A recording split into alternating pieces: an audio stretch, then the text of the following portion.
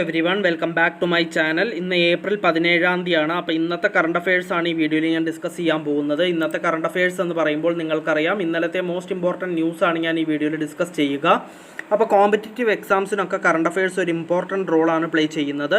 ആ current affairs സെക്ഷനിൽ നല്ല മാർക്ക് സ്കോർ ചെയ്യണമെങ്കിൽ നമ്മൾ റെഗുലറായിട്ട് കറണ്ട് അഫയേഴ്സ് പഠിക്കുകയും വേണം, അത് റിവൈസ് ചെയ്ത് പോവുകയും വേണം. അങ്ങനെ ചെയ്താൽ മാത്രമേ നമുക്ക് കറണ്ട് അഫയേഴ്സ് സെക്ഷനിലും മറ്റുള്ള സെക്ഷനിലൊക്കെ ഉള്ള പോലെ തന്നെ നല്ല മാർക്ക് സ്കോർ ചെയ്യാൻ സാധിക്കുകയുള്ളൂ. അപ്പോൾ നിങ്ങൾ റെഗുലറായിട്ട് എൻ്റെ ക്ലാസ്സസ് വാച്ച് ചെയ്യുകയും അതിൽ തരുന്ന നോട്ട്സ് സ്ക്രീൻഷോട്ട് എടുത്ത് വെച്ചിട്ട് റിവൈസ് ചെയ്ത് പഠിക്കുകയും ചെയ്യുകയാണെങ്കിൽ നിങ്ങൾക്ക് തീർച്ചയായിട്ടും കറണ്ട് അഫയേഴ്സ് സെക്ഷനിൽ നല്ല മാർക്ക് സ്കോർ ചെയ്യാൻ സാധിക്കുന്നതാണ്.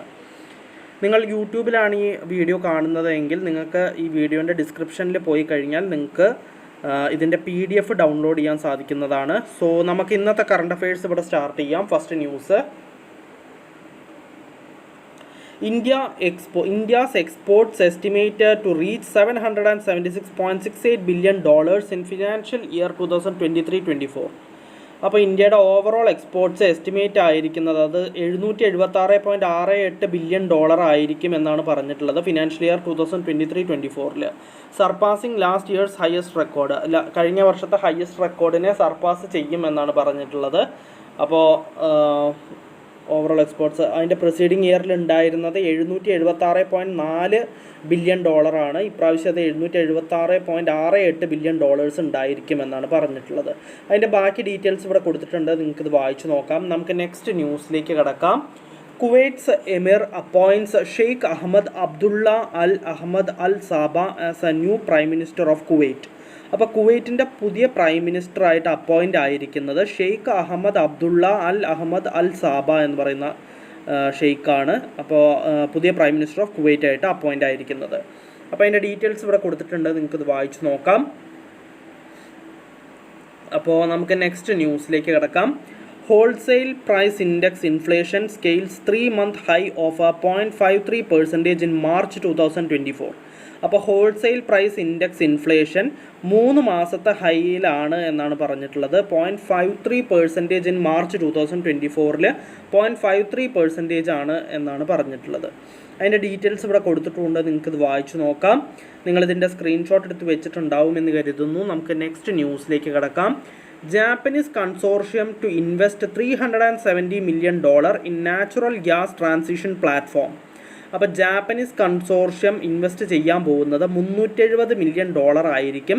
അത് എന്തിനാണെന്ന് വെച്ച് കഴിഞ്ഞാൽ മൈനോറിറ്റി സ്റ്റേക്ക് അക്വയർ ചെയ്യാൻ വേണ്ടി. In a platform that invest in companies developing city gas distribution networks in India, global infrastructure investor one squared capital, Osaka gas, Sumitomo corp and Japanese government private sponsored investment fund. അപ്പോൾ അതിൻ്റെ details ഇവിടെ കൊടുത്തിട്ടുണ്ട്, നിങ്ങൾക്കിത് വായിച്ചു നോക്കാം. അപ്പോൾ Japanese consortium $370 million ആണ് invest ചെയ്യാൻ തീരുമാനിച്ചിട്ടുള്ളത് നാച്ചുറൽ ഗ്യാസ് ട്രാൻസിഷൻ പ്ലാറ്റ്ഫോമിൽ. അപ്പോൾ നിങ്ങളിതിൻ്റെ സ്ക്രീൻഷോട്ട് എടുത്ത് വെച്ചിട്ടുണ്ടാവുമെന്ന് കരുതുന്നു. നമുക്ക് നെക്സ്റ്റ് ന്യൂസിലേക്ക് കിടക്കാം. Bank of India signs pact with IMGC for mortgage guarantee on home loans.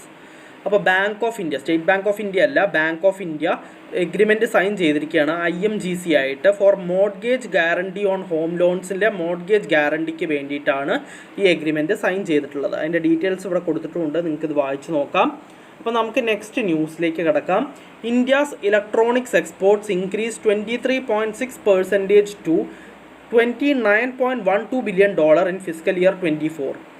അപ്പോൾ ഇന്ത്യയുടെ ഇലക്ട്രോണിക്സിൻ്റെ ഐറ്റംസിൻ്റെ എക്സ്പോർട്ട് ഇൻക്രീസ് ആയിട്ട് 23.6% ആണ് ഇൻക്രീസ് ആയിട്ടുള്ളത്. എന്നിട്ട് അത് $29.12 billion ആയിരിക്കുകയാണ് ഫിസിക്കൽ ഇയർ 24 എന്നാണ് പറഞ്ഞിട്ടുള്ളത്. അതിൻ്റെ ഡീറ്റെയിൽസ് ഇവിടെ കൊടുത്തിട്ടുണ്ട്, നിങ്ങൾക്കിത് വായിച്ചു നോക്കാം. നിങ്ങളിതിൻ്റെ സ്ക്രീൻഷോട്ട് എടുത്ത് വെച്ചിട്ടുണ്ടാവുമെന്ന് കരുതുന്നു.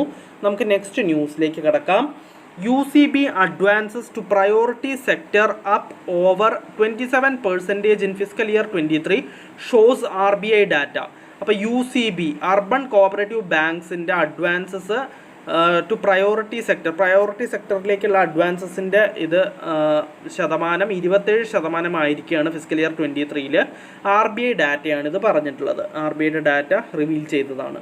അപ്പോൾ അതിൻ്റെ ഡീറ്റെയിൽസ് ഇവിടെ കൊടുത്തിട്ടുണ്ട്. The RBI report put advances for UCBs in physical year 23 at 2.2 trillion rupees, up from 1.73 trillion rupees in financial year 22. അപ്പോൾ 2023 ഫിനാൻഷ്യൽ ഇയറിൽ 2.2 ട്രില്യൺ റുപ്പീസാണുള്ളത്. അത് 1.73 ആയിരുന്നു അതിൻ്റെ തൊട്ട് മുമ്പത്തെ, അതായത് ഫിനാൻഷ്യൽ ഇയർ 22-ൽ അത് 1.73 ട്രില്യൺ റുപ്പീസ് ആയിരുന്നു ഉണ്ടായിരുന്നത്. അതിൻ്റെ ബാക്കി ഡീറ്റെയിൽസ് നിങ്ങൾക്ക് വായിക്കാം. നിങ്ങളിതിൻ്റെ സ്ക്രീൻഷോട്ട് എടുത്ത് വെച്ചിട്ടുണ്ടാവുമെന്ന് കരുതുന്നു. അപ്പോൾ ഇന്നത്തെ കറണ്ട് അഫയേഴ്സിൽ ഇത്രയേ ഉള്ളൂ. ഒരുവിധം എല്ലാ ഇമ്പോർട്ടൻറ്റ് ന്യൂസും ഞാൻ ഡിസ്കസ് ചെയ്തിട്ടുണ്ട്. നമുക്കപ്പോൾ നാളത്തെ കറണ്ട് അഫയേഴ്സിൽ വീണ്ടും കാണാം. So bye everyone.